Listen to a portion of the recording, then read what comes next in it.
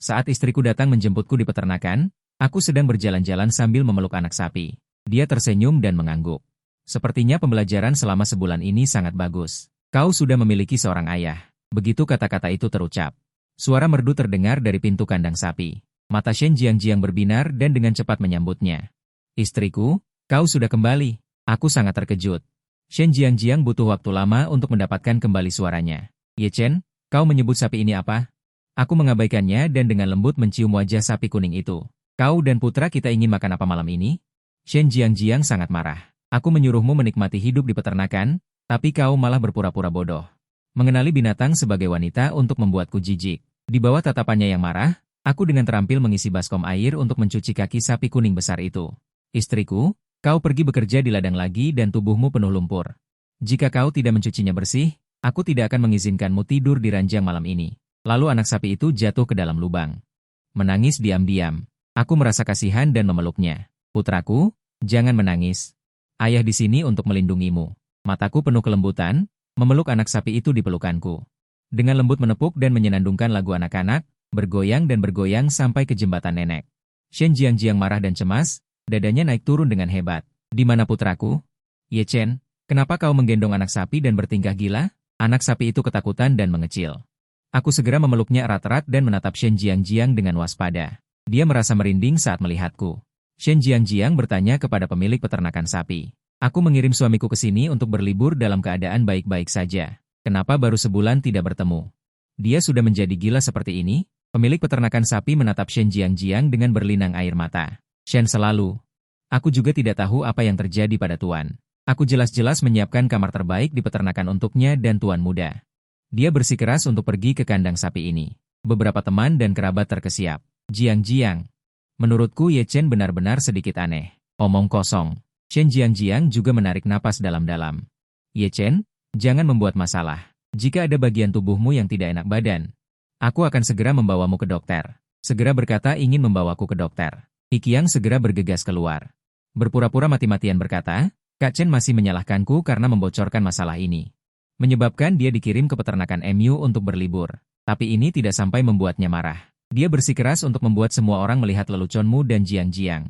Nyanyian dan beberapa kata membangkitkan amarah Shen Jiang. Ye Chen. Awalnya aku pikir kamu akan bertobat setelah tinggal di peternakan, tapi ternyata sifatmu tidak berubah. Masih berani berpura-pura gila dan bodoh, aku tidak punya waktu untuk menemanimu bermain sandiwara. Hikiang berseru kaget. Dengan iba bergegas ke sisi Shen Jiang. Jiang, kamu tidak apa-apa? Lalu menyalahkanku dan orang-orang di sekitarku. Kakak Ye Chen, semua ini salahku. Jika kamu ingin memukul atau memarahi, lampiaskan saja padaku. Jiang adalah istrimu, dia hanya berharap kamu menjadi lebih baik dan tidak melakukan kesalahan apapun. Mengapa kamu melampiaskan amarahmu padanya? Aku tetap tidak mengatakan sepatah kata pun, masih memeluk sapi kuning itu. Tuli terhadap orang-orang di sekitarku, melihatku tidak bergerak, Shen Jiang dengan cepat kehilangan kesabaran. Dia menggertakkan giginya dan berkata, Ye Chen, kamu benar-benar tidak tahu berterima kasih.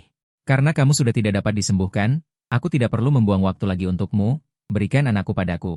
Sekarang aku akan membawanya pergi dari sini, agar anakku tidak diajari menjadi sesuatu yang lebih buruk dari babi dan anjing. Shen Jiang bertanya kepada pemilik peternakan sapi betina, di mana anakku? Di mana dia? Pemilik peternakan sapi betina ditanya sampai kedua kakinya lemas, tidak bisa mengatakan apa-apa, bukankah setiap bulan? Aku sudah memberi kalian 100.000 yuan untuk merawat ayah dan anak mereka dengan baik, di mana orangnya? Di bawah tatapan tajam Shen Jiang, wajah pemilik peternakan sapi betina pucat dan keringat dingin bercucuran. Hikiang berkata dari samping, dia sudah ketakutan, bayinya baru berusia 2 bulan. Selain kakak Ye Chen, mungkin tidak ada yang tahu di mana anak itu berada. Shen Jiang segera memahami maksud Hikiang. Kemudian beralih memperingatkan Ye Chen, di mana kamu menyembunyikan anakku? Jika putra kesayangan kita mengalami hal buruk, jangan salahkan aku karena berbalik tanpa ampun. Aku sudah mencuci kaki sapi kuning besar.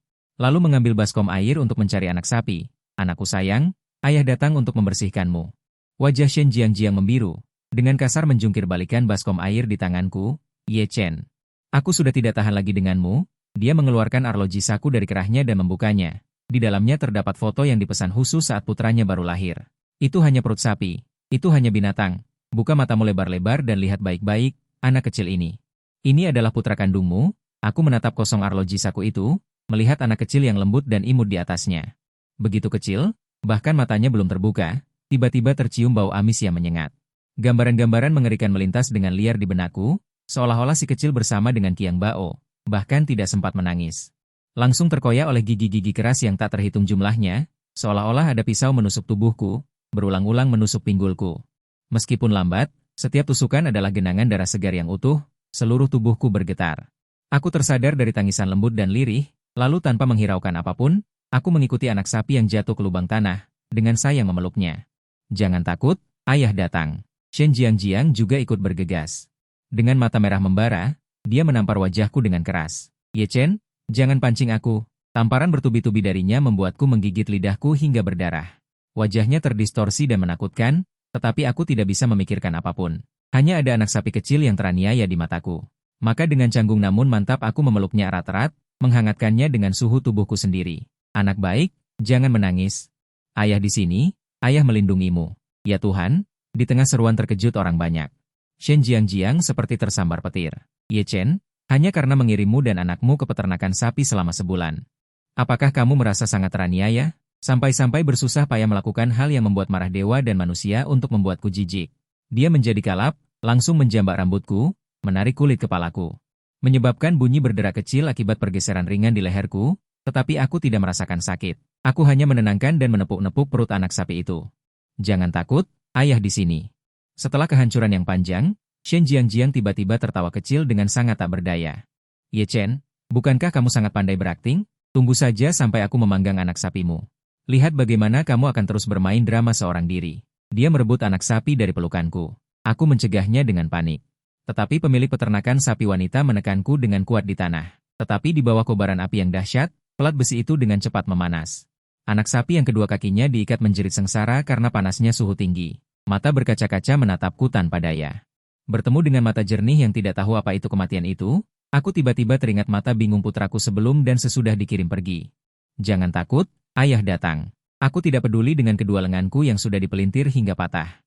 Di tengah teriakan histeris Shen Jiangjiang, aku melompat ke pelat besi yang membara. Suara mendesis terdengar. Pakaian dan kulitku dengan cepat mengeluarkan bau gosong, tetapi aku tidak merasakan sakit. Hanya ada anak sapi di mataku, yang kulitnya juga terbakar dan mengelupas, air mata kesakitan. Tiba-tiba air mata jatuh tak terkendali setetes demi setetes. Maafkan aku memang pantas mati. Kenapa aku tidak melindungimu dengan baik? Shen Jiangjiang berlutut di depanku tanpa peduli penampilannya, melihat kulitku yang terbakar hitam dan berdarah tanpa henti, menyalahkan dirinya sendiri. Ye Chen, kamu tidak apa-apa? Bagaimana bisa jadi begini? Bukankah kamu berpura-pura? Kenapa kamu rela mempertaruhkan nyawamu demi seekor sapi? Aku tidak mempedulikan rentetan pertanyaan Shen Jiangjiang, melainkan mengikuti suara melengking sapi kuning besar itu. Untung saja dia melindungiku lagi tadi. Dengan kuat menjungkir balikan pemilik peternakan sapi, kalau tidak aku juga tidak bisa melepaskan diri dari kekuatannya.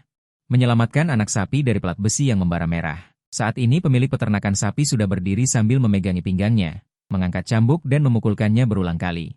Memukul sapi kuning besar dengan keras. Sudah keterlaluan, membesarkanmu sebesar ini malah berani menyakiti pemilik. Dasar tidak punya hati dan paru-paru. Sebentar lagi akan kubawa kau ke rumah jagal. Kau berani menyakiti istriku? Aku akan mengambil nyawamu. Aku mengambil batu bata di tanah dan melemparkannya dengan keras. Pemilik peternakan sapi tidak waspada. Kepalanya berdarah karena lemparan, memegangi kepalanya dan menjerit tanpa henti. Sepertinya dia ketakutan dengan kegilaan dan kekejaman di tubuhku. Pemilik peternakan sapi memegang cambuk, berdiri di samping dengan gemetar, tidak berani bertindak gegabah lagi. Shen Jiangjiang melihat semua ini dengan jelas, berkata dengan tersedak, Ye Chen, tenanglah. Ye Chen, kamu tidak berpura-pura. Jika kamu tidak sakit, kamu tidak akan melakukan begitu banyak hal abnormal. Jadilah anak baik, akan kuajak kau menemui dokter. Oke? Di bawah pertanyaannya yang hati-hati.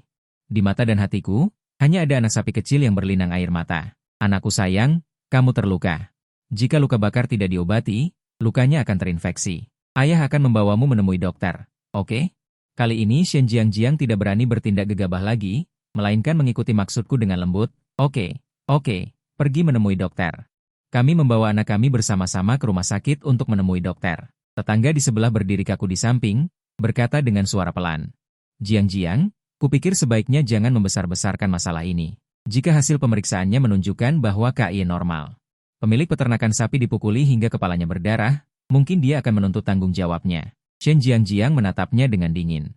Tatapannya menatap lurus seperti pisau. Maksudmu, Ye Chen sudah sampai rela mempertaruhkan nyawanya. Hampir membakar dirinya sendiri sampai matang, masih berpura-pura berakting drama, meskipun dia bertanya. Namun nadanya sangat yakin. Di bawah tatapan dingin Shen Jiang, wajah Kak Ye pucat. Dengan malu-malu menggelengkan kepala, Jiang, aku bukan itu maksudnya. Karena bukan itu maksudnya. Jangan mengatakan hal-hal yang mencurigakan di sini. Shen Jiang menjatuhkan kalimat ini dengan dingin, menoleh dan dengan lembut ingin membantuku.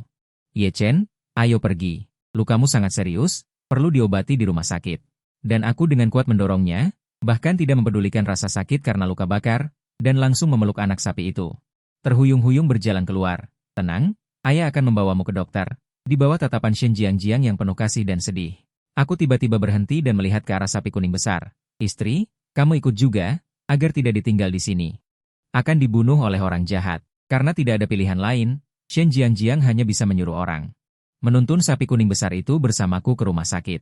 Dokter wanita ingin mengobati lukaku, aku dengan cemas menggelengkan kepala. Sambil menunjuk anak sapi itu, aku berkata, "Dokter, aku orang dewasa, tidak apa-apa. Luka bakar anakku lebih parah. Anda tolong obati dia dulu." Aku menyatukan kedua tangan dan terus menggosok, mataku penuh permohonan.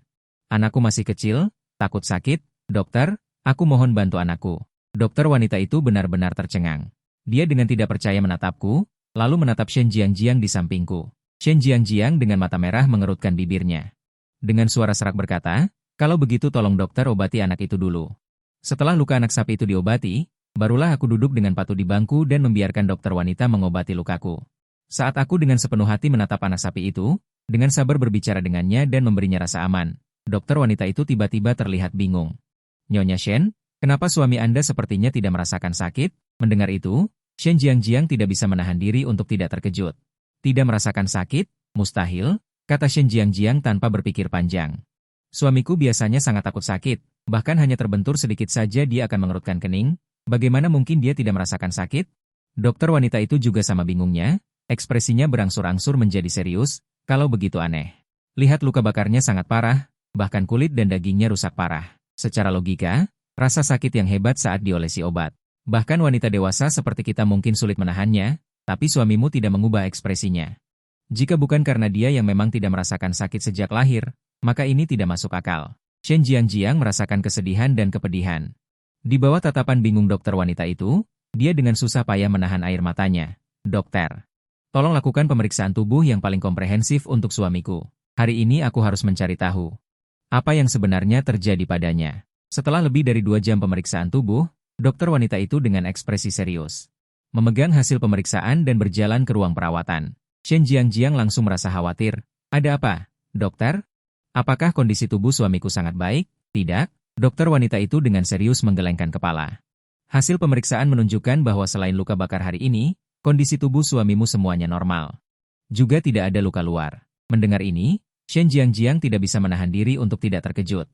"Lalu kenapa dia bisa seperti itu?" Hikiang langsung berkata dengan ekspresi sedih, Jiang, aku sudah mengingatkanmu untuk peduli dan bertanya, tapi kamu tidak percaya padaku, bahkan kamu curiga aku punya niat tersembunyi pada Chen Ge. Kalian berdua adalah orang-orang yang paling membantuku saat aku mengalami kesulitan. Aku hanya akan merasa berterima kasih kepada kalian.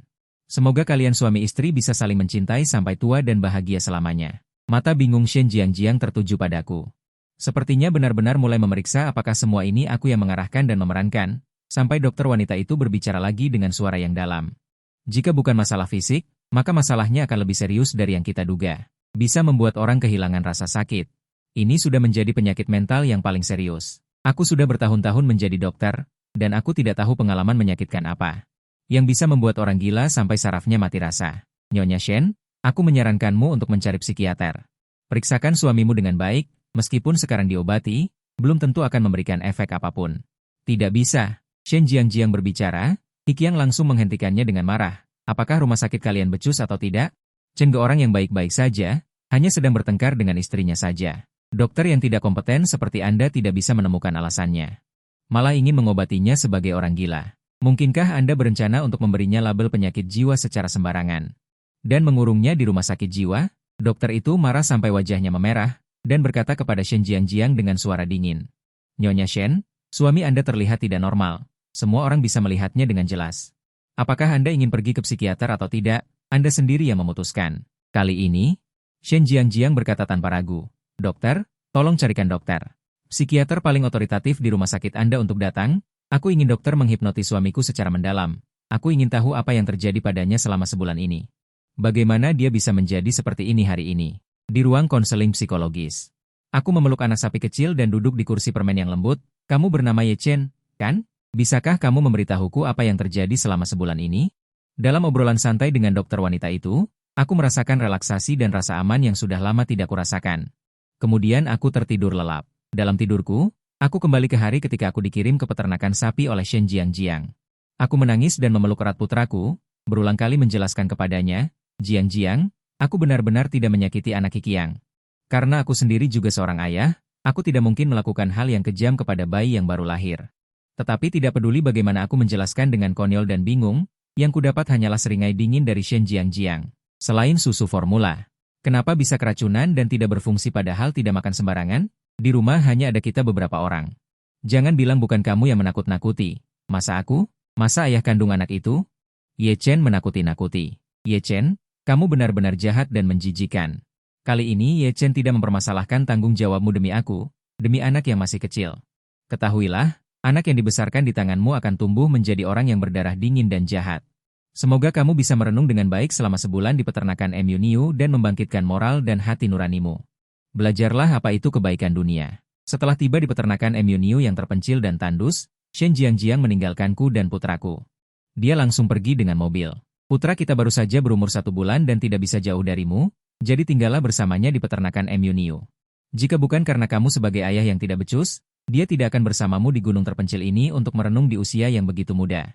Merasakan perbedaan suhu di peternakan MU Niu, aku melihat popok tipis putraku, tetapi aku tidak berdaya. Lalu aku mengeluarkan ponselku dan menelepon Shen Jiangjiang. Tak lama kemudian, hanya untuk mengambil ponselku, memutuskan semua kontaknya dengan dunia luar. Selama sebulan ini, jangan berpikir untuk bermain ponsel untuk hiburan dan menghabiskan waktu. Belajarlah dengan baik dari sapi yang baik dan bersemangat. Jangan berpikir untuk menggunakan ponsel untuk meninggalkan peternakan MU Niu. Atau menyuap siapapun. Shen Jiangjiang pergi tanpa ampun dan tanpa menoleh ke belakang. Namun, dia tidak tahu bahwa dia mengambil ponselku, memutuskan kesempatanku untuk meminta bantuan dari dunia luar, dan mengirimku dan putraku ke neraka dengan tangannya sendiri. Apa yang terjadi setelah kamu dikirim ke peternakan MU Niu? Dalam pertanyaan lembut seorang wanita. Aku kembali ke adegan mimpi buruk, pemilik peternakan sapi yang kasar. Merobek kepura-puraan guru yang jujur dan benar-benar menunjukkan wujud aslinya kepadaku. Aku mencoba melarikan diri. Seumur hidup belum pernah menyentuh pria. Istrimu mengirimmu ke sini agar aku mendidikmu dengan baik. Apakah kamu membencimu karena melahirkan anak yang tidak berguna dan ingin menjadikanku suamimu? Melihat tubuhnya yang seperti menara. Dia memiliki gigi kuning besar yang bau.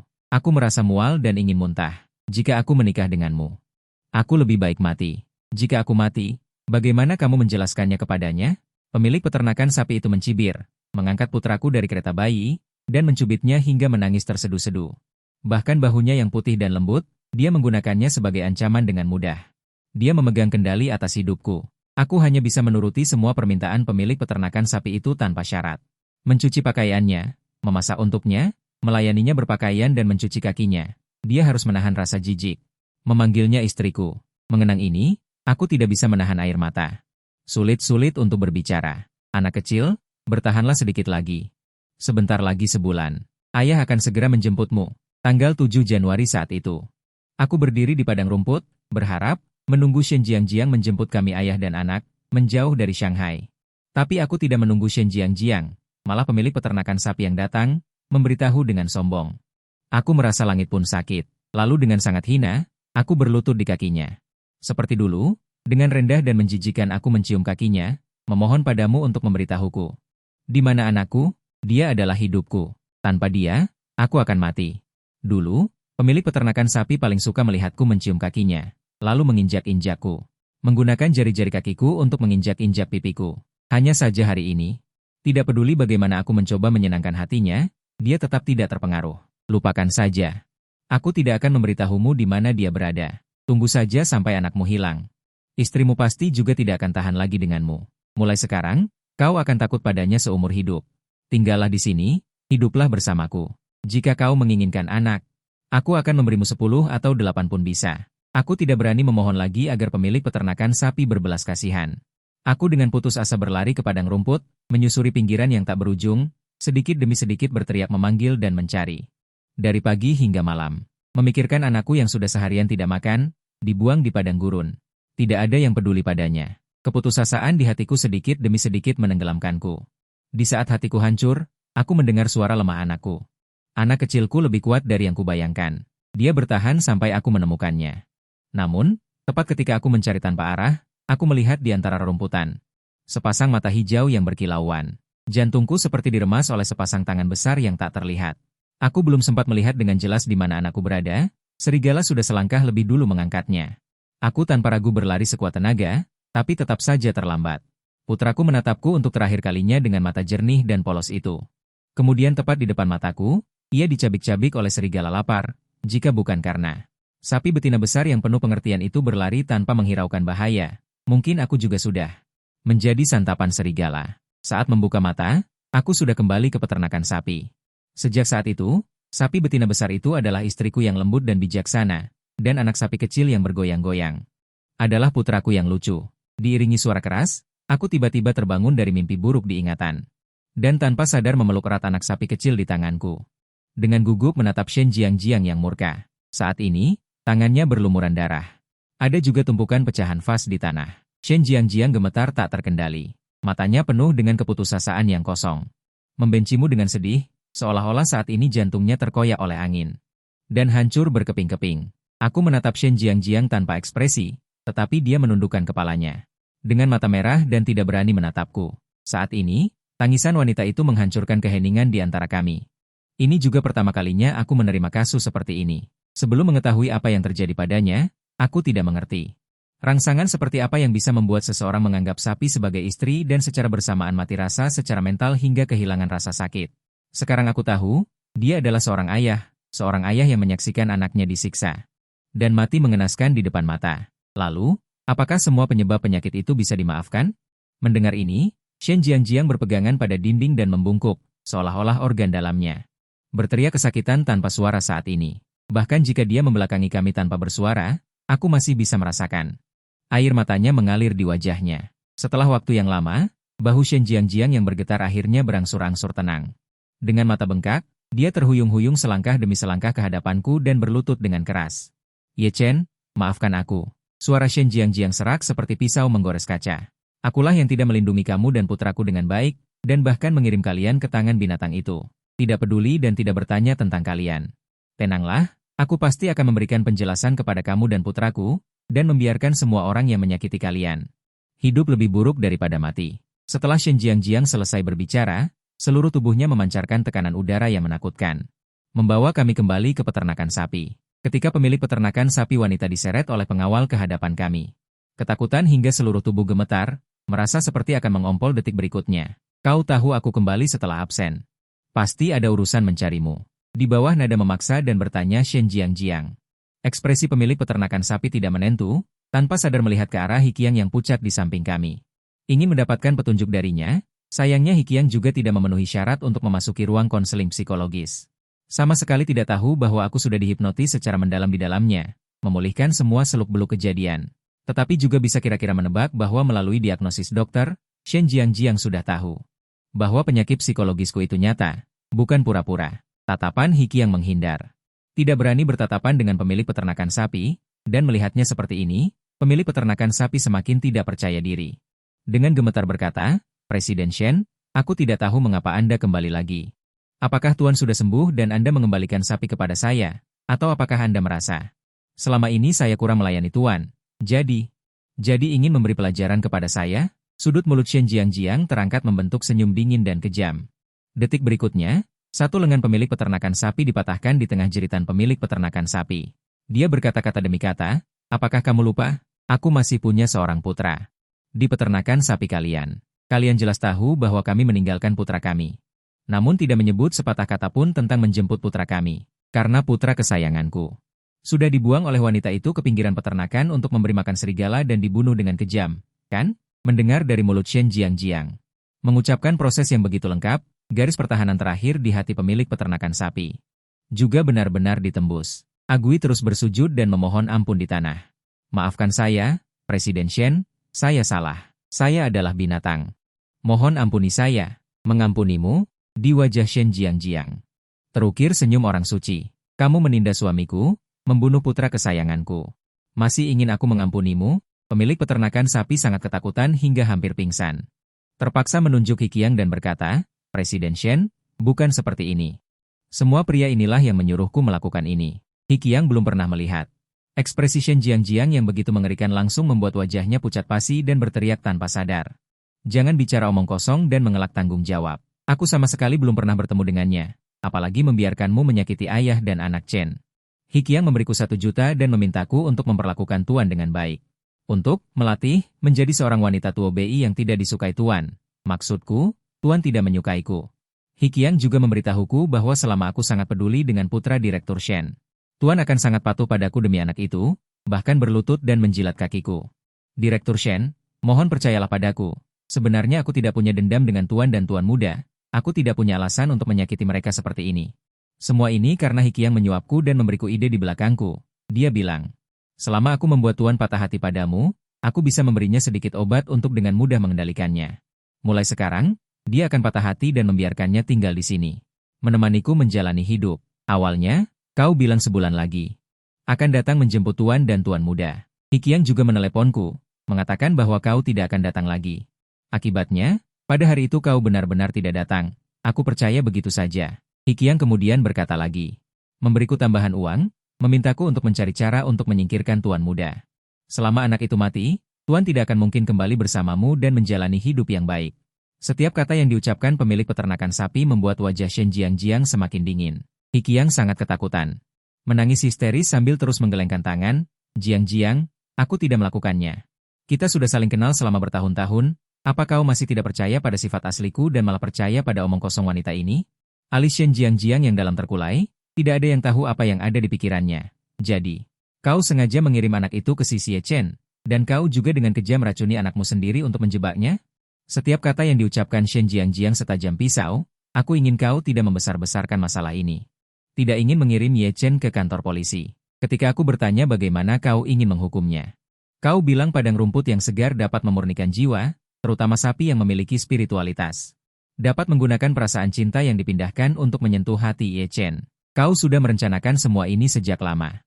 Hanya menungguku terpancing untuk mengirim Ye Chen masuk. Akibatnya, aku benar-benar bodoh. Kamu menjebakku, memberi kalian kesempatan. Nada bicara Shen Jiangjiang sangat pelan. Tetapi ekspresinya berangsur-angsur hancur. Pemilik peternakan sapi segera mengangguk setuju. Ya, Direktur Shen, Anda benar, jauh sebelum Anda mengirim suami Anda ke sini.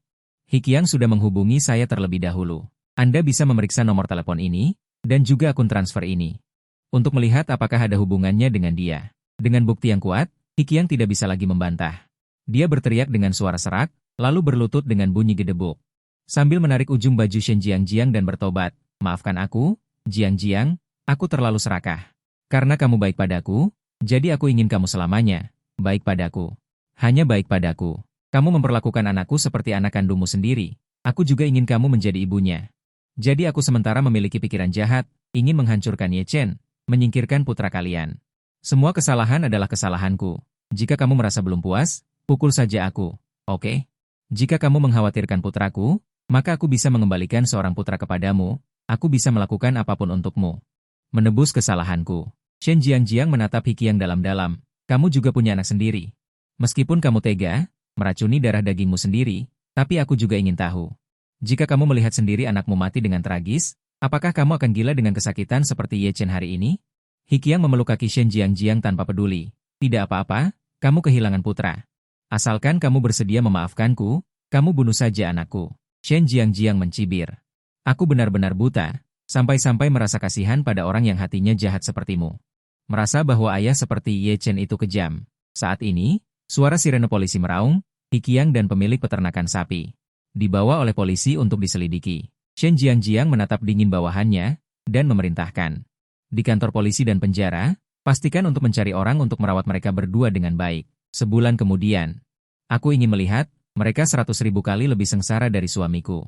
Setelah melakukan semua ini, Shen Jiangjiang berlutut di depanku dan menangis terseduh-seduh. Ye Chen, orang yang menyakitimu, aku sudah membiarkan mereka mendapatkan hukuman yang setimpal. Bagaimana kamu bisa memaafkanku? Aku tersenyum dan mendongak menatapnya. Apakah putraku dimakan serigala di sini? Sedikit lebih ke depan, sebentar lagi sampai. Selangkah demi selangkah aku membimbing Shen Jiang ke tepi tebing, lalu memeluknya dari belakang. Gagal melindungi putra kita adalah kesalahan kita sebagai orang tua.